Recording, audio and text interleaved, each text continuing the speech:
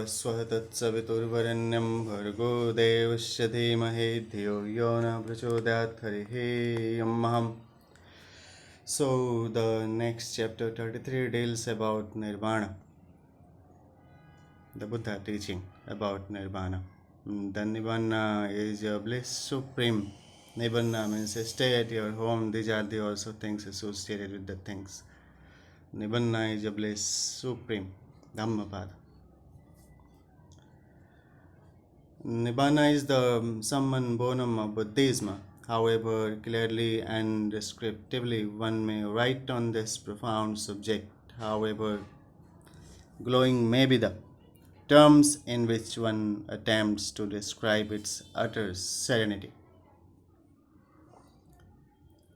Comprehension of Nibbana is impossible by mere perusal of books.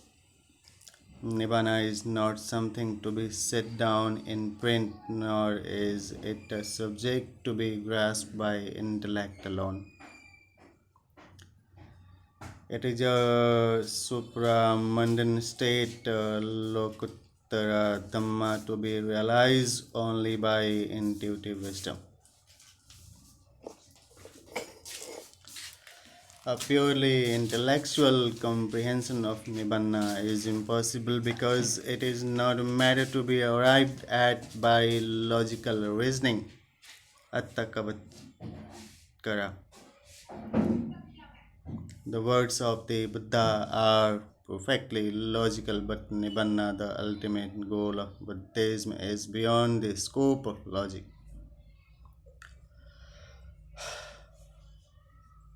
Nevertheless, by reflecting on the positive and negative aspects of life, the logical conclusion emerges that in contradistinction to a conditioned phenomenal existence, there must exist a sorrowness, a sorrowless, deathless, non-conditioned state.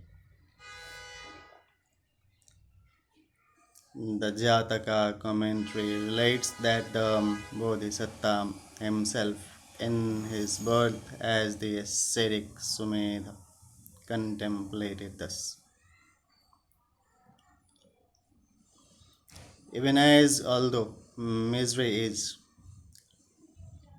yet happiness is also found. So thou indeed existence is non-existence should be shout.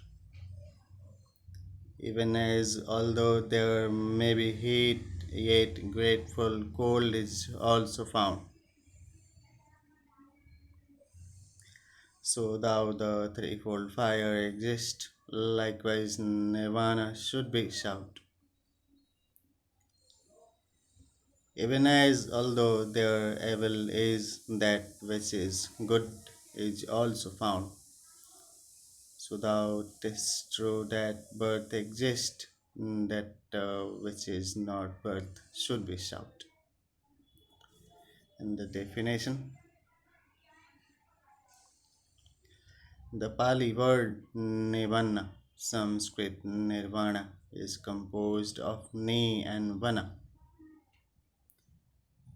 Ni is a negative particle. Vana means waving or craving. This craving serves as a cord to connect one life with another.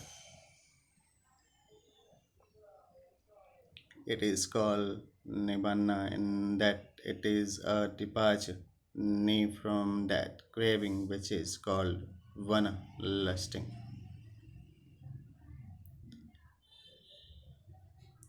As long as one is bound up by craving or attachment, one accumulates fresh karmic activities which must materialize in one form or other in the eternal cycle of birth and death.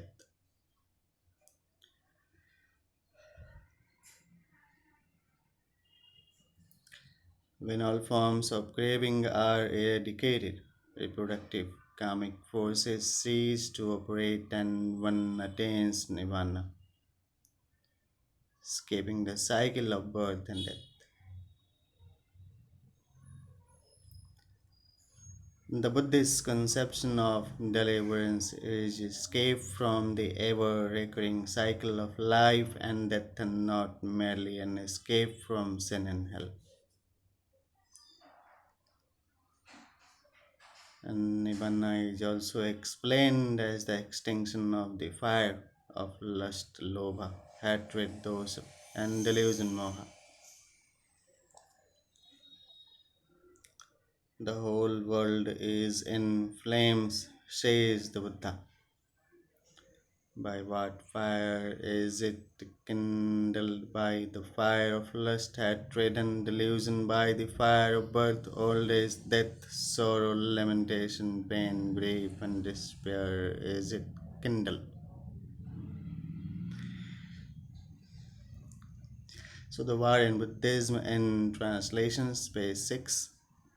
Avidhamma Sangala see Compendium of Philosophy, page 168. Nibbana, in one sense, may be interpreted as the extinction of these flames.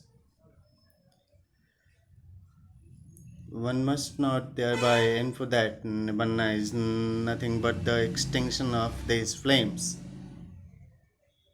The means should be differentiated from the end. Here, the extinction of the flames is the means of attaining nirvana. Is nirvana nothingness?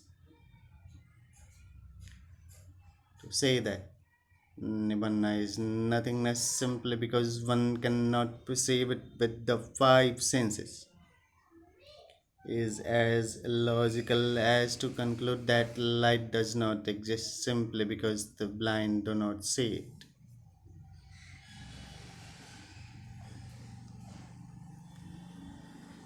In a well known fable of the fish who was acquainted only with water, arguing with the turtle, triumphantly concluded that there existed no land because he received no to all his queries.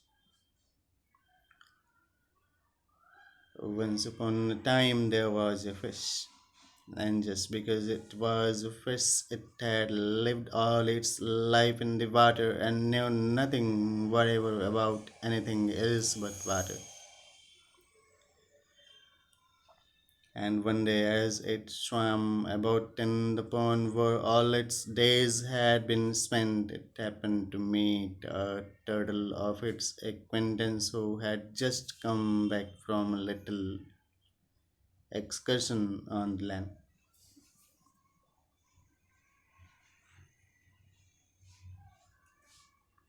"Good day, Mr. Turtle," said the fish. "I have not seen you for a long time. Where have you been?"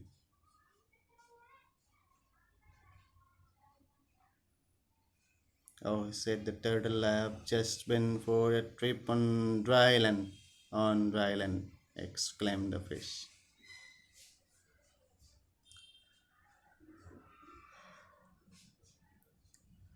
"What do you mean by one dry land?" "There is no dry land. I had never seen such a thing. Dry land is nothing."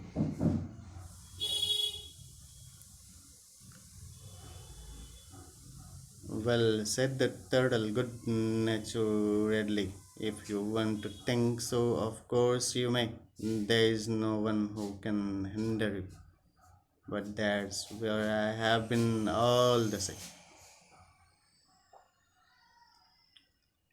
"Oh, come," said the fish, "try to talk sense. Just tell me now, what is this land of yours like? Is it all wet?"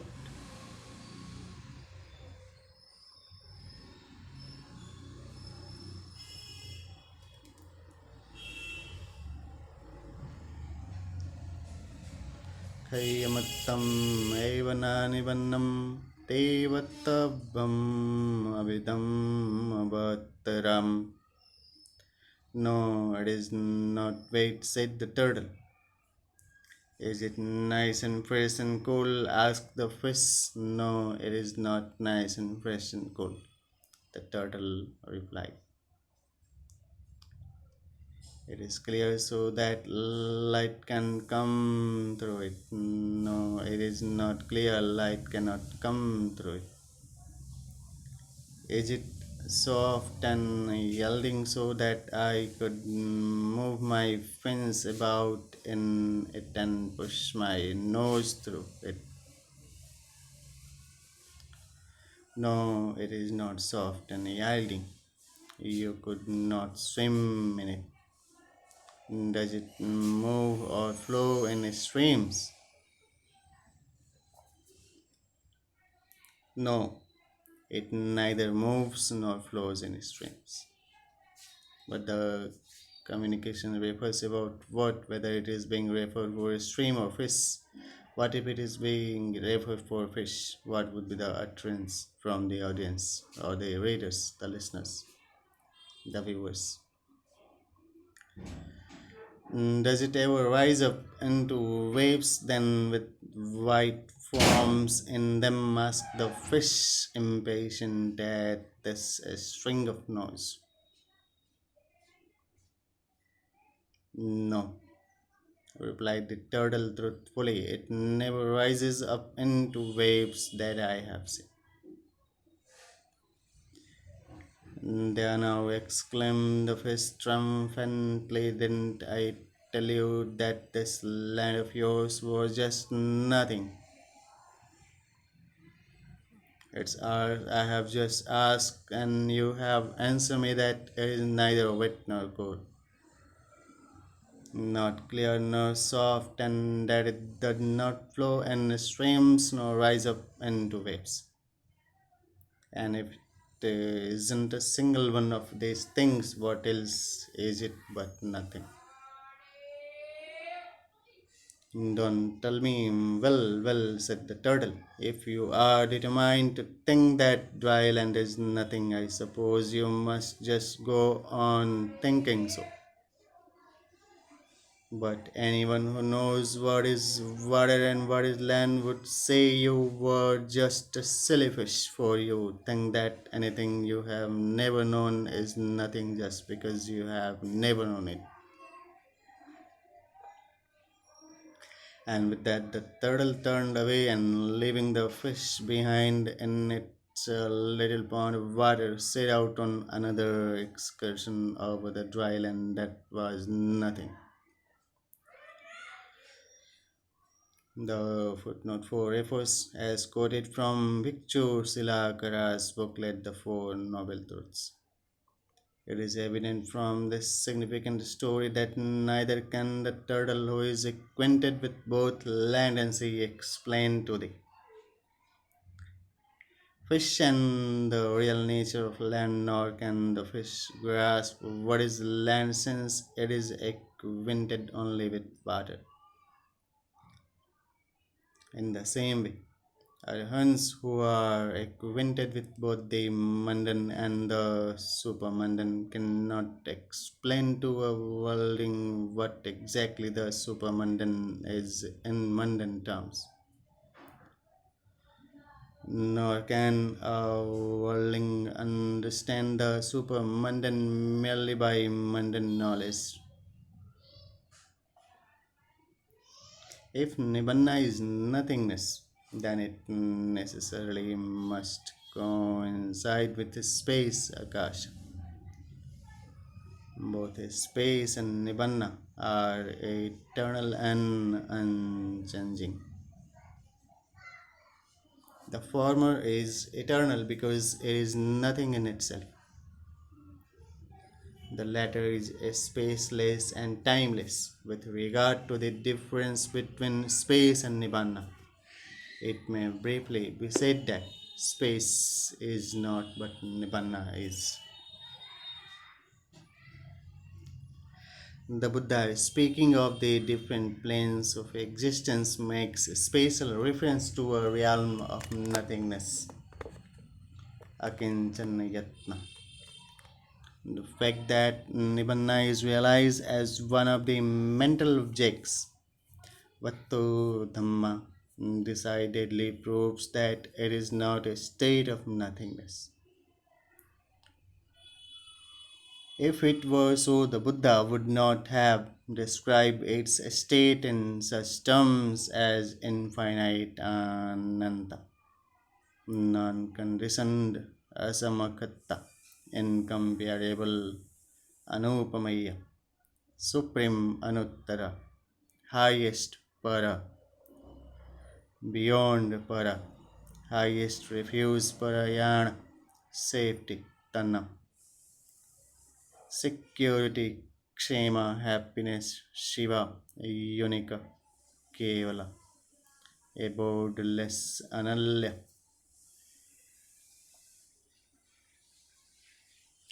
imperishable, akara, absolute purity, vishuddha, superabundant, lokuttara, immortality, amattam, emancipation, mutte, peace, shanti, etc.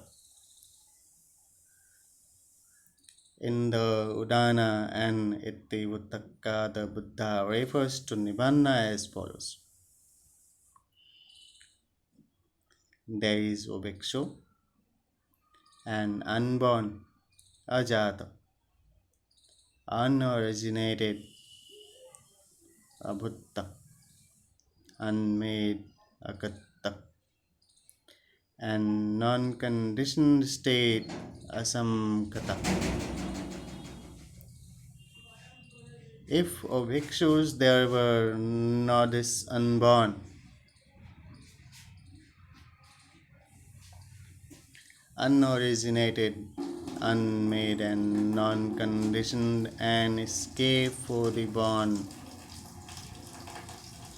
Originated, made, and conditioned would not be possible here as there is an unborn, unoriginated, unmade, and non conditioned state, and escape for the born.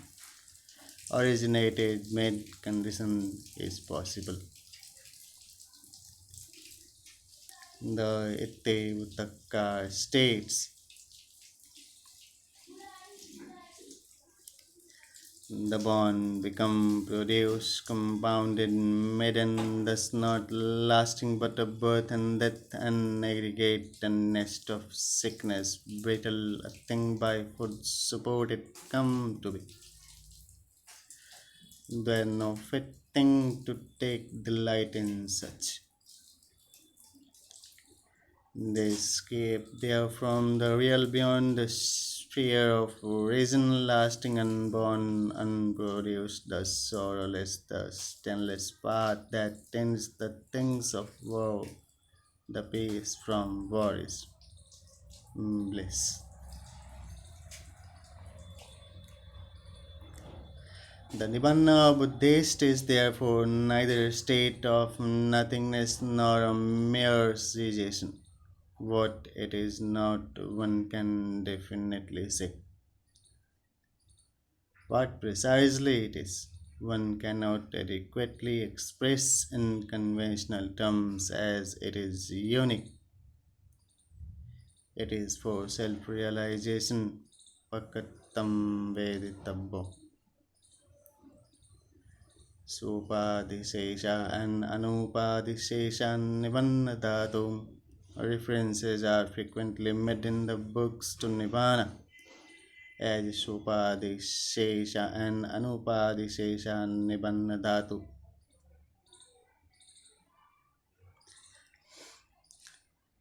According to the commentary, these four terms are used as synonymous. Ajata means that it has not sprung up on account of causes or conditions. Hetupakshya abhuttap literally not become means that it has not arisen, as it has not sprung up from a cause and has not come into being. It is not made agata by any means, becoming and arising are the characteristics of conditioned things such as mind and matter. but Nibbana being not subject to those conditions and is non-conditioned. Asamkhata say word verses of uplift page 98 as it was said page 142. Woodward as it was said page 142. Savit Upadhi aggregates mind and body, Sesha remaining. The aggregates are called Upadhi because they are firmly grasped by craving and ignorance.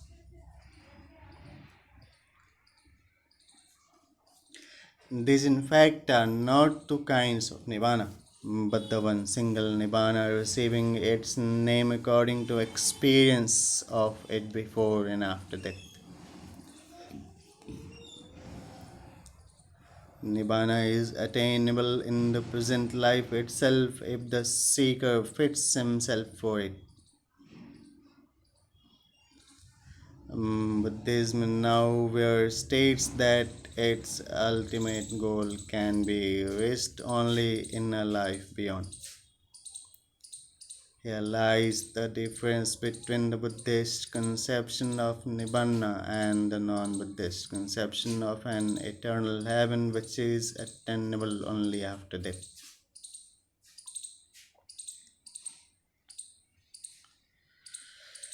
When Nibbana is realized in the body, it is called Sopadishesha Nibbana Dhatu.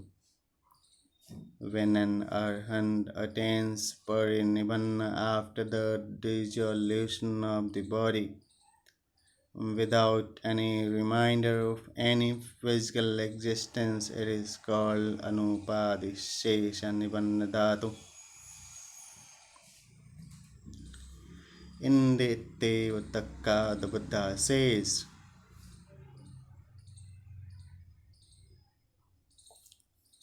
there are, O bhikshus, two elements of Nibbana. What two? The element of Nibbana with the basis Upadhi still remaining, and that without basis. Herein, O bhikshus, a bhikshu is an arhat, one who has destroyed the defilements, who has lived the life, done what was to be done, laid aside the burden, who has attained his goal, who has destroyed the fetters of existence, who rightly understanding is delivered. His five sense organs still remain, and as he is not devoid of them, he undergoes the pleasant and unpleasant experiences. The destruction of his attachment, hatred, and delusion is called the element of Nibbana, with the basis still remaining.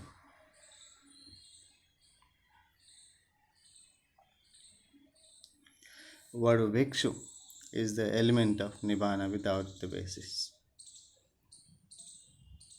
Herein, a bhikshu is an arhat, is delivered. In this very life, all his sensations will have no delight for him. They will be cold. This is called the element of Nibbana without the basis. Since he will not be reborn.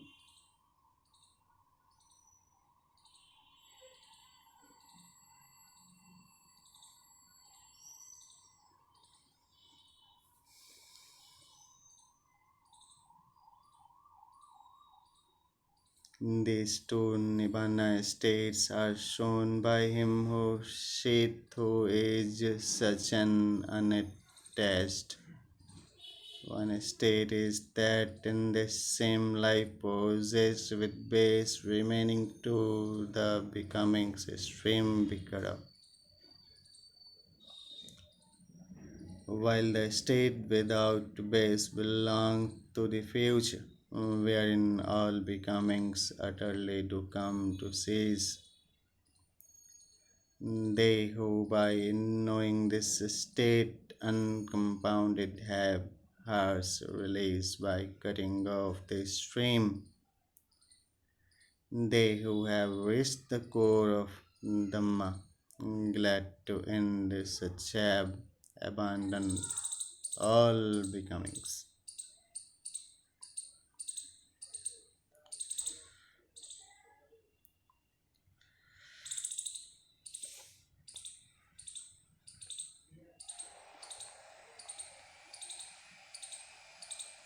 Page 38 Woodward as it was said on page 144.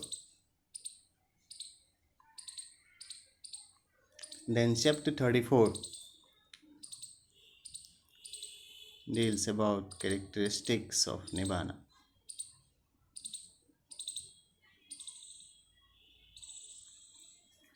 What is Nibbana, friend?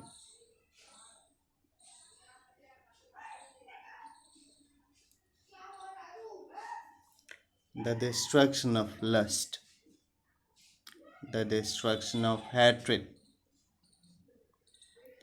the destruction of delusion. That friend is called Nibbana. Samyutta Nikaya. In contradictions to samsara, the phenomenal existence, Nibbana is eternal, Dhua desirable, Shubha and happy, Sukha. According to Buddhism, all things mundane and supramundane are classified into two divisions, namely those conditioned by causage, samkata, and those not conditioned by any cause, asammakata. These three are the features of all conditioned things. Samkhata lakananya, rising upada, cessation, wear, and change of state. Te tasa anathatam.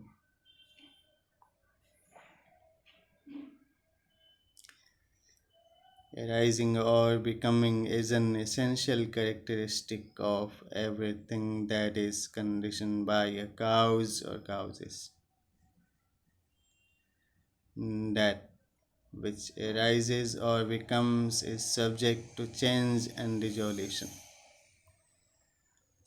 Every conditioned thing is constantly becoming and is perpetually changing.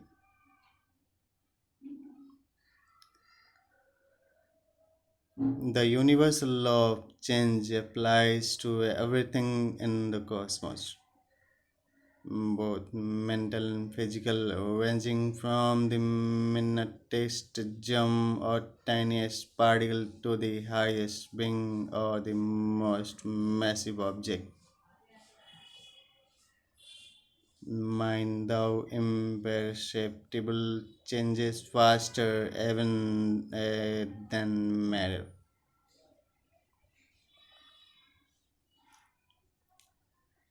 Nibbana, supermundane state realized by Buddhas and Arhants, is declared to be not conditioned by any cause.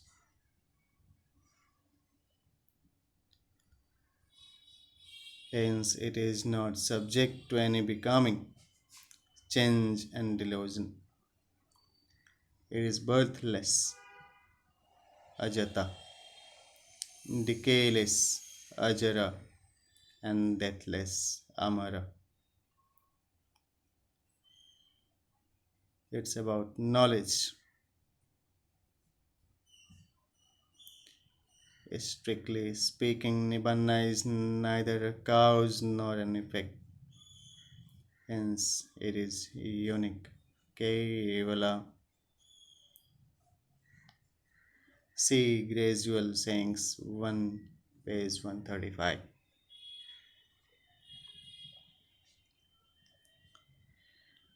Everything that has sprung from cows must inevitably pass away, and as such is undesirable Ashubha.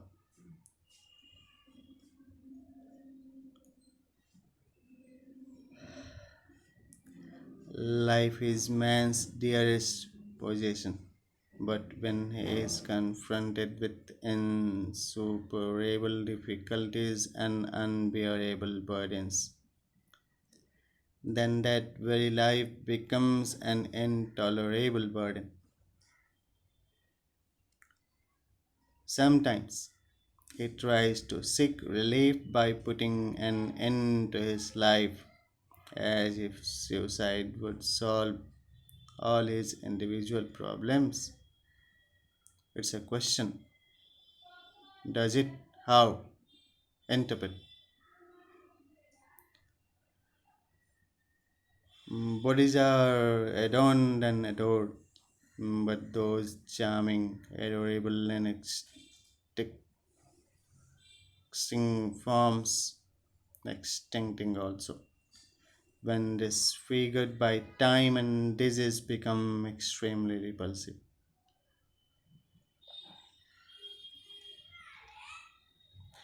Men desire to live peacefully and happily with their near ones, surrounded by amusements and pleasures, but if by some misfortune the wicked world runs counter to their ambitions and desires, the inevitable sorrow is then almost indescribably sharp.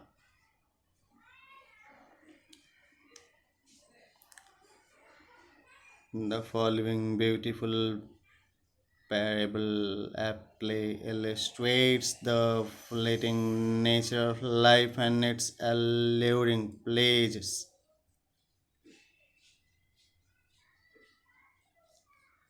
A man was forcing his way through a thick forest beset with thorn and stones.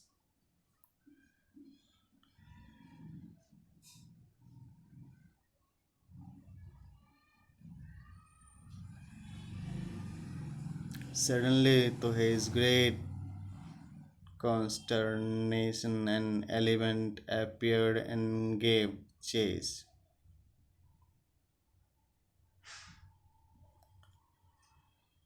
He took to his heels through fear, and seeing a well, he ran to hide in it. But to his horror, he saw a viper at the bottom of the well.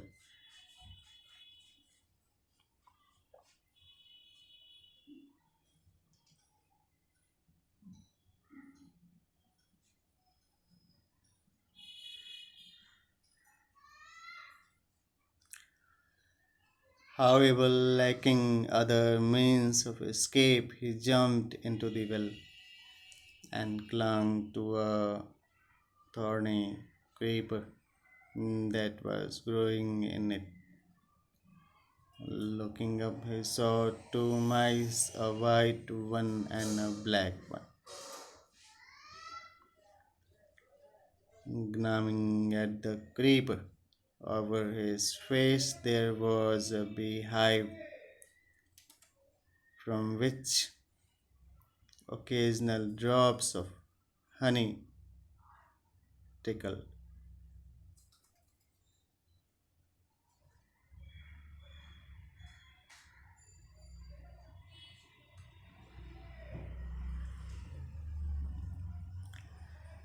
This man, foolishly unmindful of this precarious position, was greedily tasting the honey.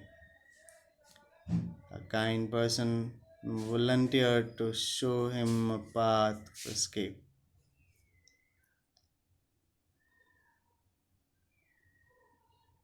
but the greedy man begged to be excused till he had enjoyed himself.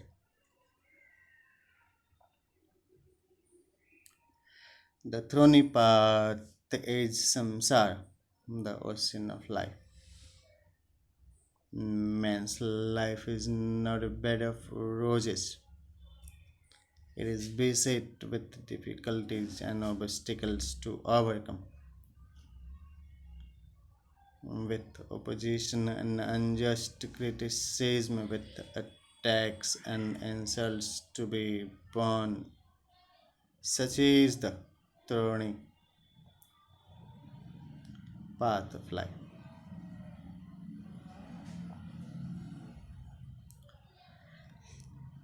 The elephant there resembles death, the viper old age, the creeper birth, the two mice night and day.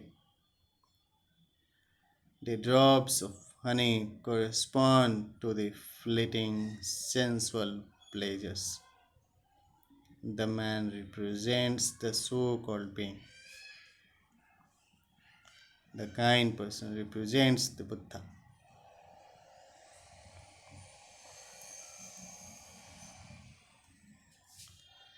The temporary material happiness is merely the gratification of some desire. When the desired thing is gained, another desire arises. Insatiate are all desires.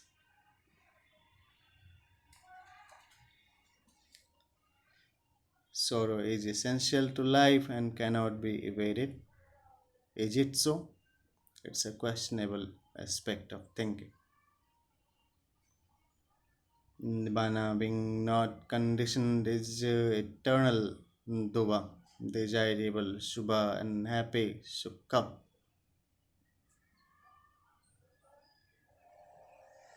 The happiness of Nibbana should be differentiated from ordinary worldly happiness. Nibbanic bliss grows neither still nor monotonous. It is a form of happiness that never varies, never fluctuates. It arises by allaying passions, upasama, unlike that temporary worldly happiness which results from the gratification of some desire. Vedavitam.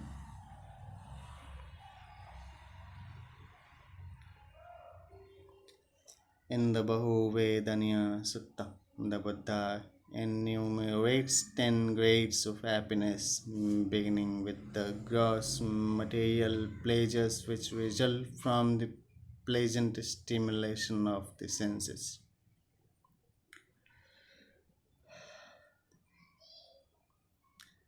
As one ascends higher and higher in the moral plane, the type of happiness becomes ever more exalted, sublime and subtle, so much so that the world scarcely recognizes it as happiness. In the first jhana, one experiences a transcendental happiness, sukha, absolutely independent of the five senses. This happiness is realized by inhibiting the desire for the pleasures of the senses, highly prized by the materialist. Majjhima Nikaya number 57 refers further about it. In the fourth jnana, however, even this type of happiness is discarded as coarse and unprofitable, and equanimity upekha is termed happiness. The Buddha says,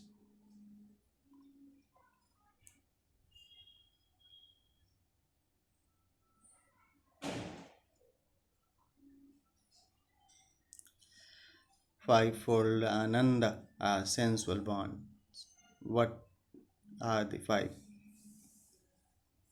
Forms cognizable by the eye, desirable, lovely, charming, infatuating, accompanied by thirst and arousing the thirst of the passions. sounds cognizable by the ear, odors cognizable by the nose, flavors cognizable by the tongue, contacts cognizable by the body, desirable, lovely, charming, infatuating, accompanied by thirst and arousing the thirst of passions. These ananda are the five sensual bonds.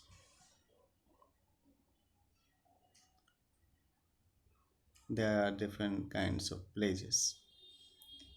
Whatever happiness or pleasure arises from these sensual bonds is known as sensual happiness. Whose should declare, This is the highest happiness and pleasure which beings may experience. I do not grant him that. And why? Because there is other happiness more exalted and sublime.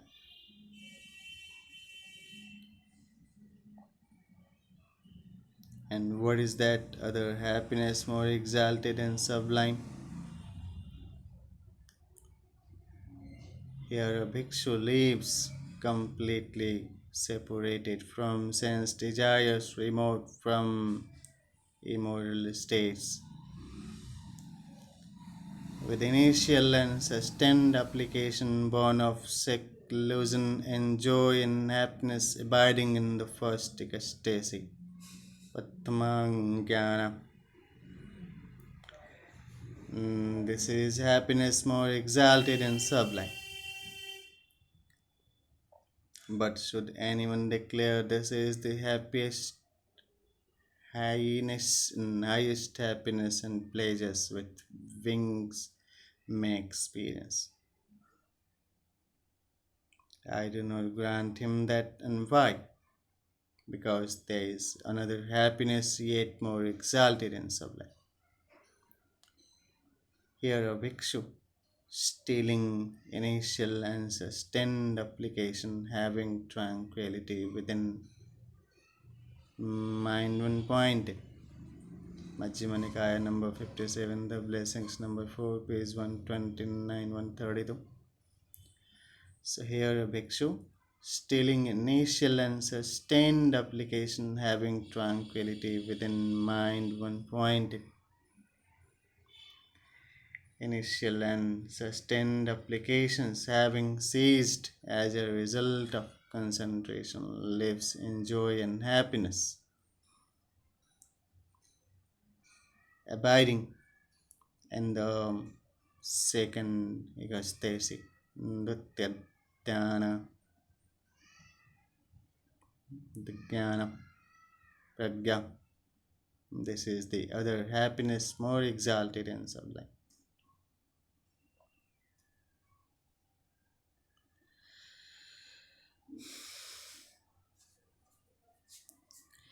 Yet, should anyone declare that this is the highest happiness and pleasure experienced by beings, I do not grant it. There is happiness more exalted.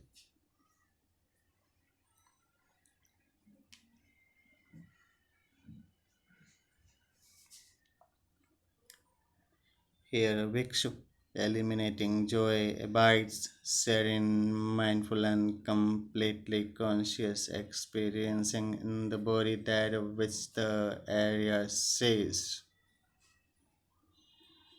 The Arya says, endowed with equanimity and mindfulness, he abides in bliss. Thus he lives, abiding in the third ecstasy. Tatya jnana. The jnana, this is the other happiness and pleasure more exalted and sublime. Still, should anyone declare that this is the highest happiness, I do not grant it. There is happiness more exalted.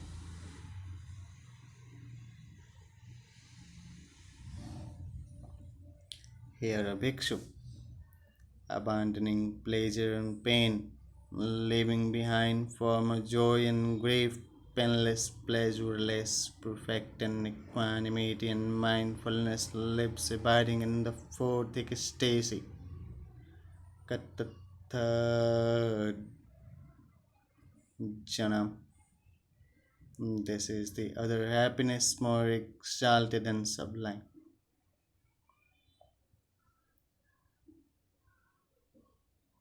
Dhanam. However, were this declared to be the highest happiness, I do not grant it. There is happiness more sublime.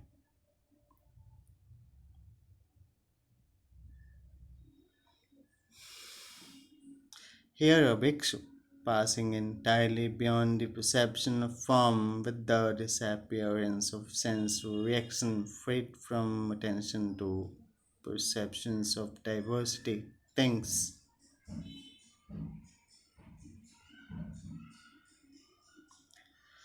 Infinity is space. Yeah, it is a questionable thing whether it is infinite or it's limited, where it could be occupied for assemblage, for proper allocation of services and deployment of personnel for assuring its prompt delivery as it is required, or as well in the case of emergency. Infinity is space and lives abiding in the realm of infinite space. Akasanakayatnam. This other happiness is more exalted and sublime.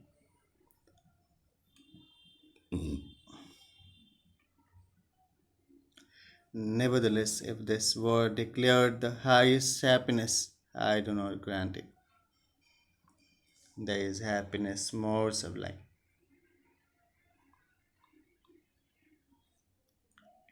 Here a bhikshu, transcending entirely the realm of infinite space, thinks infinite is consciousness, and lives the lives abiding in the realm of infinite consciousness. Vinananka this other happiness is more exalted and sublime.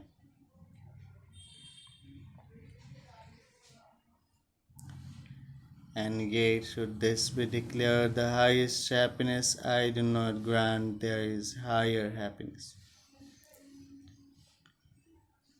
Here, Bhikshu, transcending the realm of infinite consciousness, thinks there is nothing whatsoever and lives abiding in the realm of nothingness. Akinchanayatna. This other happiness is more exalted and sublime than that. And still, were this declared the highest happiness, I do not grant it. There is happiness more exalted.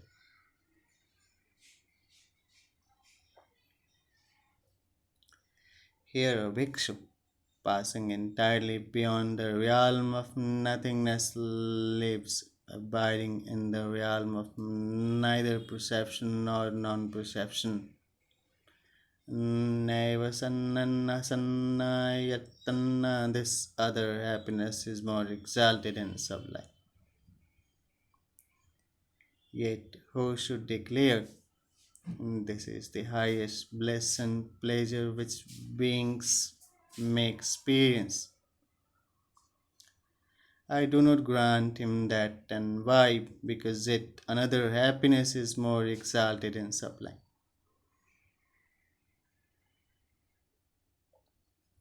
And what is this other happiness more exalted and sublime? Here, a Bhikshu, utterly transcending the realm of neither perception nor non perception,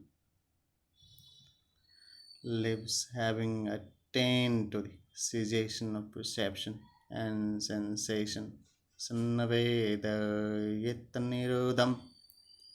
This Ananda is the other happiness more exalted and sublime.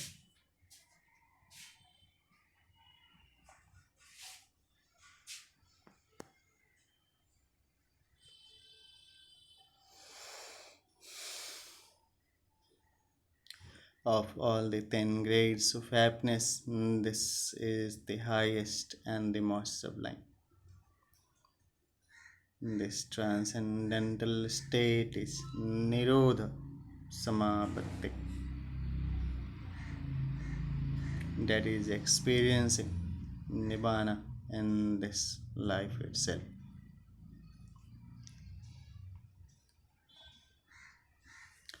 As the Buddha himself has anticipated, one may ask how can that state be called highest happiness when there is no consciousness to experience it?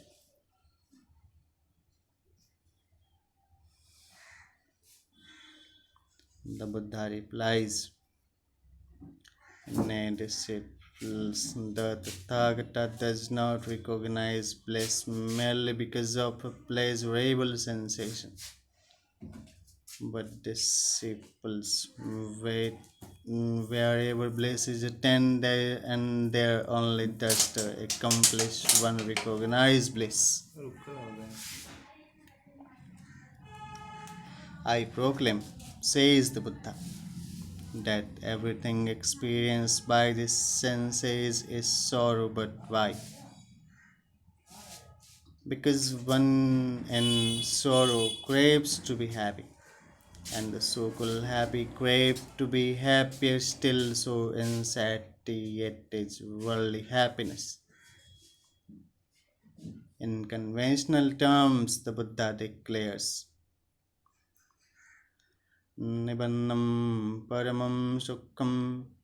Nibbana is the highest bliss.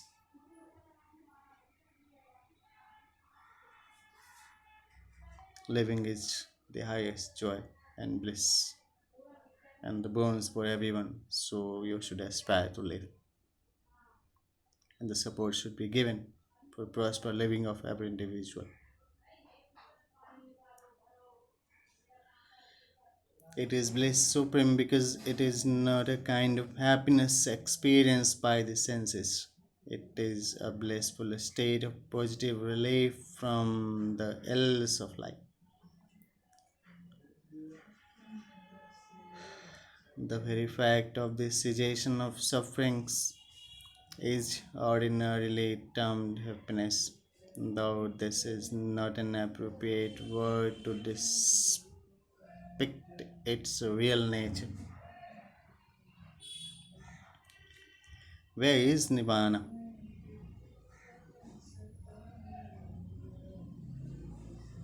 In the Milindapanna, the Venerable Nagasena answers this question thus: there is no spot looking east, south, west, or north, above or below or beyond where Nibbana is situated, and yet Nibbana is. And he orders his life right, grounded in virtue and with rational attention, may realize it whether he lives in Greece, China, Alexandria, or in Kosala or other nations or state as it is US or Russia or Ukraine or whatever other states they are designated by their peoples for representation, for equitable access of resources and services for their peaceful living. Reported in Majjhima Nikaya number 57. Just as fire is not stored up in any particular place but rises when the necessary conditions exist, so Nibbana is said not to exist in a particular place, but it is attained when the necessary conditions are fulfilled. In the Rohitasa Sutta, the Buddha states, in this very one fathom long body, along with its perceptions and thoughts, do I proclaim the world, the origin of the world, the cessation of the world, and the path leading to the cessation of the world. Here, world means suffering. The cessation of the world, therefore, means the cessation of suffering, which is Nibbana. Once Nibbana is dependent upon this one Patham body, it is not something that is created, nor is it something to be created. Nibbana is there where the four elements of cohesion, apo, extension, pattavi, heat, tejo, and motion, vayo find no footing. Referring to one Nibbana is Samyutta Nikaya states, where the four elements that cleave and stretch and burn and move no further footing find. In the Udanna, the Buddha says, just as Ubhikshu, notwithstanding those rivers that reach the great ocean and the torrents of rain that fall from the sky, neither defect nor surplus imperceptible,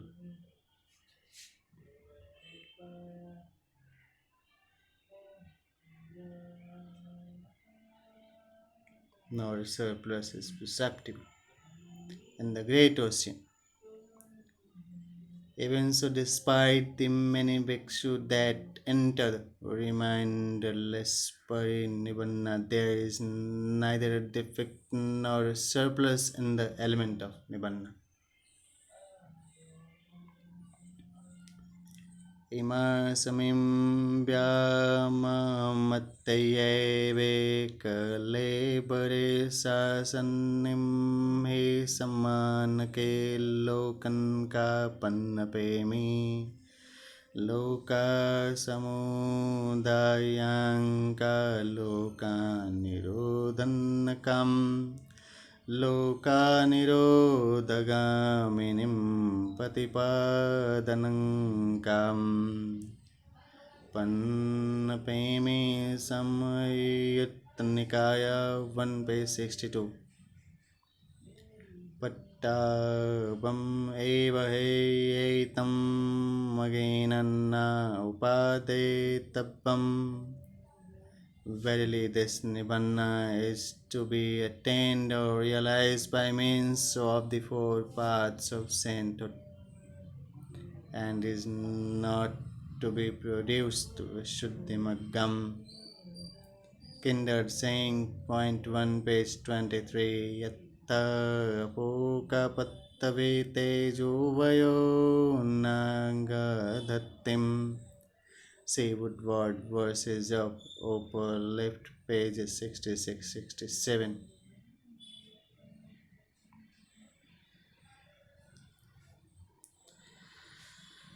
Nibbana is therefore not a kind of heaven where a transcendental ego resides, but a Dhamma, an attainment which is within the reach of us all. An eternal heaven which provides all forms of pleasures desired by man, and where one enjoys happiness to one's heart's content is particularly inconceivable. It is absolutely impossible to think that such a place could exist permanently anywhere. Granting that there is no place where Nirvana is stored up, King Milinda questions Venerable Nagasena whether there is any basis whereon a man stand and ordering his life right realized Nibbana. Yes, O King, there is such a basis. Which then, Venerable Nagasena, is that basis? Virtue, O King, is that basis, for if grounded in virtue and careful in attention, whether in the land of the Scythians or the Greeks, whether in China or in Turkey, Turkey or other places, whether in Alexandria or in Nikumba, whether in Banaras or in Kosla, whether in Kashmir or in Gandhara, whether on mountain top or in the highest heavens or in Delhi or London or New York or US or UK or Switzerland or Geneva. Whenever he may be, the man who orders his life right will attain Nibbana. What attains Nibbana? This question must necessarily be set aside as irrelevant, for Buddhism denies the existence of a permanent entity or an immortal soul. Questions of King Milinda, pages 202 204, chapter 29.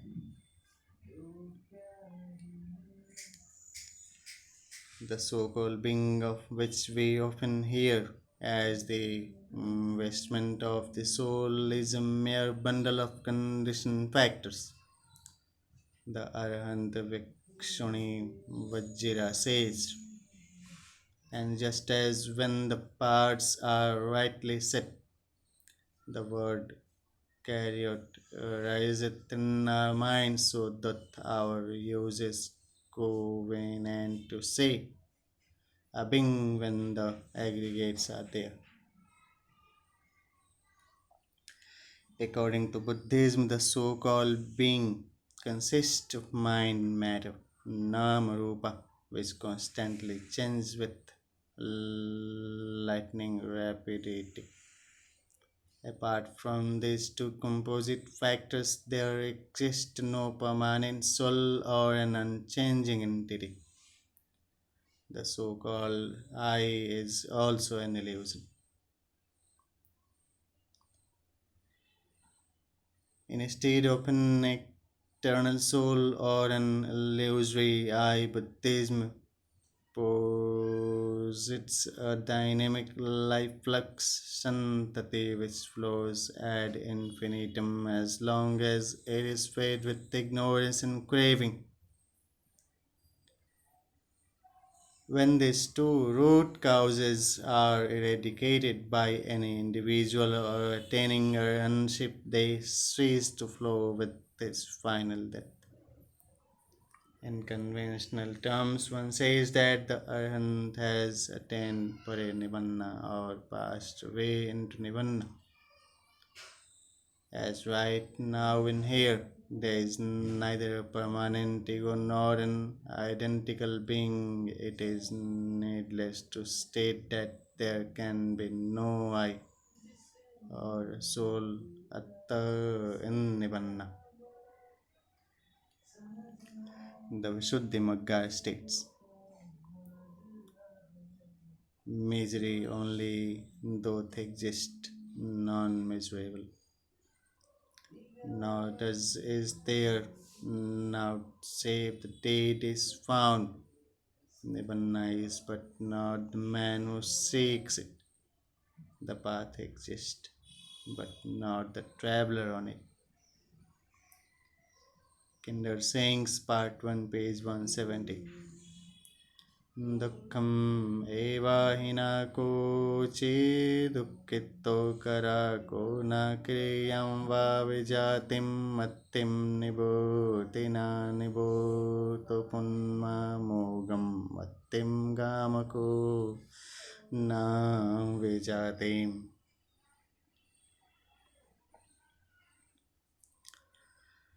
The chief difference between the Buddhist conception of Nibbana and the Hindu conception of Nirvana or Mukti lies in the fact that Buddhists view their goal without an eternal soul and creator, while Hindus do believe in an eternal soul and creator. This is the reason why Buddhism can neither be called eternalism nor nihilism. In Nibbana, nothing is eternalized nor is anything annihilated. You can sit down and wait for a while, as Sir Edwin Arnold says. If any teach Nibbana is to siege, say unto such they lie. If any teach Nirvana is to live, say unto such they are.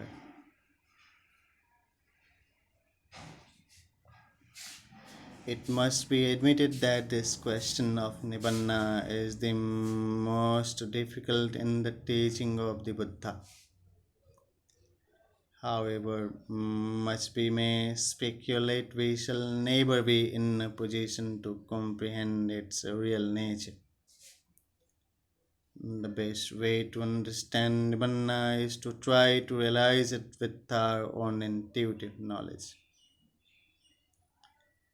Although Nibbana cannot be perceived by the five senses and lies in obscurity in so far as the average man is concerned, the only straight path that leads to Nibbana has been explained by the Buddha with all the necessary details and is laid open to all.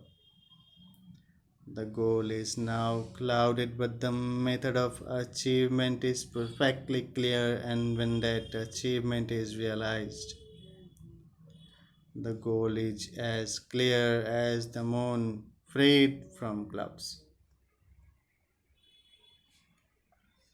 And it continues. So, the further readings will interpret about the ways to Nibbana, and it continues.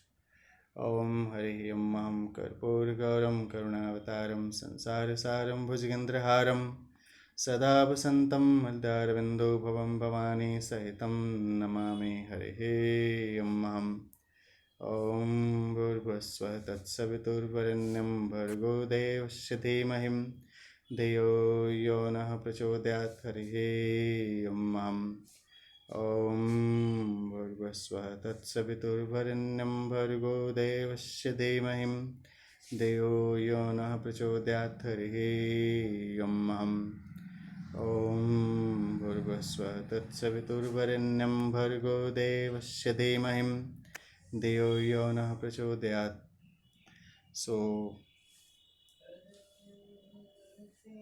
the explanation should be explained by the persons for any such interference against any people or their life or modesty. Om Bhurvasva Tatsaviturvarenyam Bhargo Devasya Dhimahi Dhyo Yonah Prachodayat Harihi Om Sarvaswarupe Sarvese Sarvashakte Samanvitem Bhayabhyastra Devim Durge Devi Namastute Om Vishnu Namaha Harihi Om